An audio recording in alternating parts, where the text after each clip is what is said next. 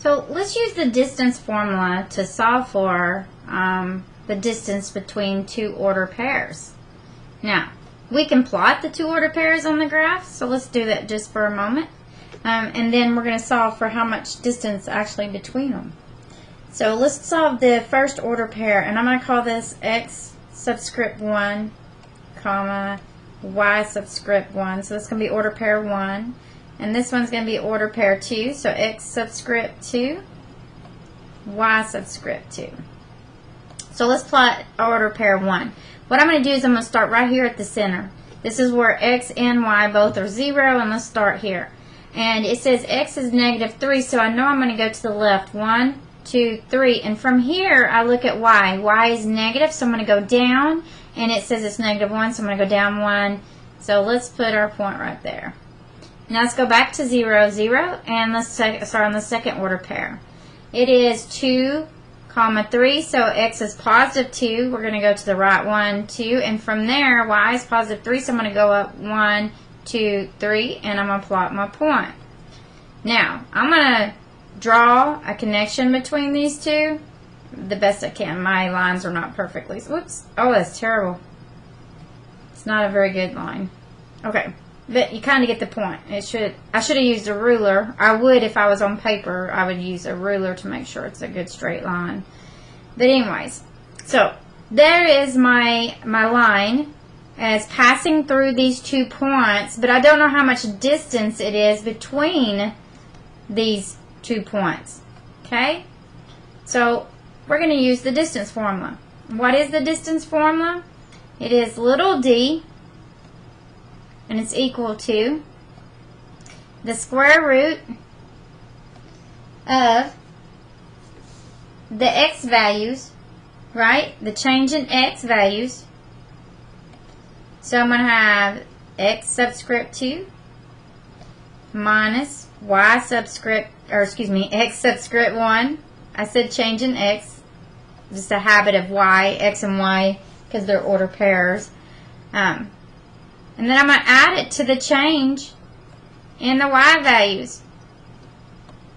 So y2 minus y1. And something I left off when I was reading the x values we're going to find the change in the x values, square that number, then we're going to add it to the change in the y values squared. Okay? So what I'm going to do is I'm going to set this up.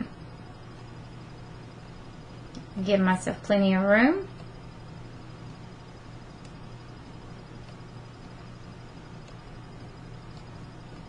Alright. Sorry about the silence. Trying to write right quick. Alright, so my x2 is 2. My x1 is a negative 3. And let me change the color right quick so we can see the changes. Let's redo that 3. Let's make this 2 a red 2. Okay, and then over here on the y values, I have 3 for y2 and negative 1 for y1. My next step is that I see that I have a negative times a negative. I need to clean that up. That becomes positive. So now I have 2 plus 3, which is 5 squared, plus 3 plus 4, or excuse me, sorry, 3 plus 1 is 4. And then I'm going to square it. Alright, so 5 squared is the same as saying 5 times 5, so it's 25. 4 squared is the same as saying 4 times 4, which is 16. Now we're going to say 25 plus 16 gives me 41. And then when I do the square root of 41, it gives me a decimal place. So the square root of 41 is exact. This is exact form. Of course, we're not totally sure where to plot that on the graph, but if I was to say my distance for these two, between these two order pairs, is the square root of 41, this would be my exact answer. Now, my approximation answer, approximately, this is if and only if you're asked to round to the nearest whatever place, and it's approximate. We would say the square root of 41, and then we'd round. Let's round to the nearest hundreds. Okay, so that means I need to go out to the thousands in order to round to the nearest hundreds. Sometimes it asks us more or less. So I went out to the nearest thousands to determine what happens to the hundreds place.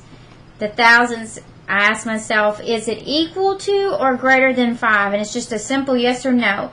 And this number here is a 3. It is not equal to and it is not greater than 5. Therefore, we do not make any changes to the hundreds place. So my answer in approximation form is 6.40. That is the distance. The exact again is the square root of 41. So this is exact. So that's solving the distance between two order pairs using the formula. Now let's do the midpoint of an equation. So we have this equation, guys, and we can plot these points again on the graph. So let's do it. Let's plot these two order pairs on the graph. I'm going to come over here to 0, 0. I got a positive 7 for x. I'm going to go 1, 2, 3, 4, 5, 6, 7. And from here, I'm going to go to the y value, and it's a negative, so I'm going down, and it's 2. I'm going down 1, 2. Plot my point. Go back to 0, 0, and let's do the second order pair. It's a positive 9 for x, so we're going to go over 1, 2, 3, 4, 5, 6, 7, 8, 9 to the right. And from there, I'm going to go y. Y is positive, so I'm going to go up. And it's 5, so it's going 1, 2, 3, 4, 5. So what we're wanting to know is what is the midpoint between these two? And this is a really, really good question because, I mean, in real life, when I was growing up, I always lived out in the country, and we had to literally drive 40 minutes to school, and if anything ever happened, we always had a meeting place that we could meet, and this was back before cell phones. So you would want to figure out where would that meeting place be right here. If for some reason that you have a spouse or a child, and you say, okay, if something happens and we can't get home, where are we going to meet at? We'll meet at the halfway mark right here. Well, to determine that halfway mark, we're going to use a capital M. And I'm going to get this set up right quick.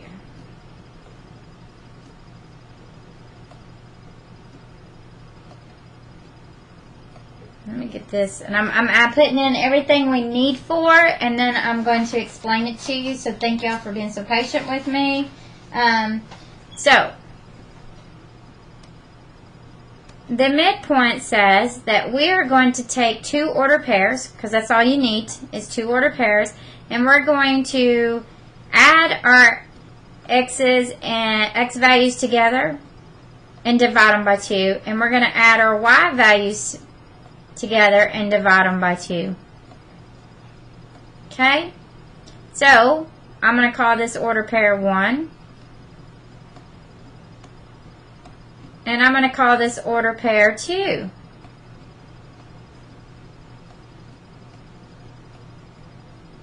So now let's plug it all in.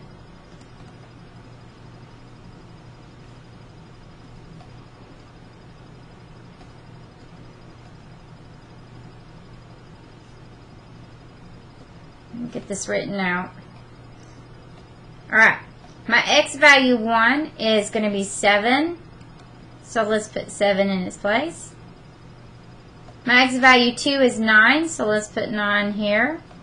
And then I want to put my comma. And do y'all notice what's going on? We got an order pair here, right? Order pair is always x comma y unless you're doing the inverse. So now I got my y1, which is negative 2, plus my y2, which is 5. Now let's clean this up. It says that we have 7 plus 9, which is 16.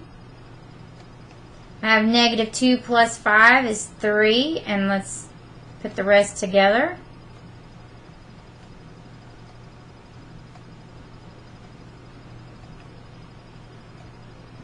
Alright, we try cleaning it up if it will reduce, and I notice that 2 will go into 16 8 times, so I'm able to clean that one up. Now 3/2 does not reduce. If I need to plot this order pair, I would want it in fraction or in decimal form, but my final answer needs to be exact, so this would be my final answer. So this is my x value and my y value of where the center is between two order pairs. Okay, so now if I wanted to plot this on here, I would know that we need to go to where x is positive 8. So we go 1, 2, 3, 4, 5, 6, 7, 8. And then from there we're going to go up. Well, 3/2 is actually 1.5, so we're going to go up about right there. This should be about the meeting place, should be the halfway point between the two order pairs.